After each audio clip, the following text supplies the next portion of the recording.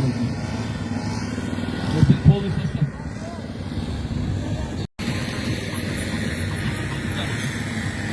Sevgili diyorsun, sevgili. Altay yumurtası var mı?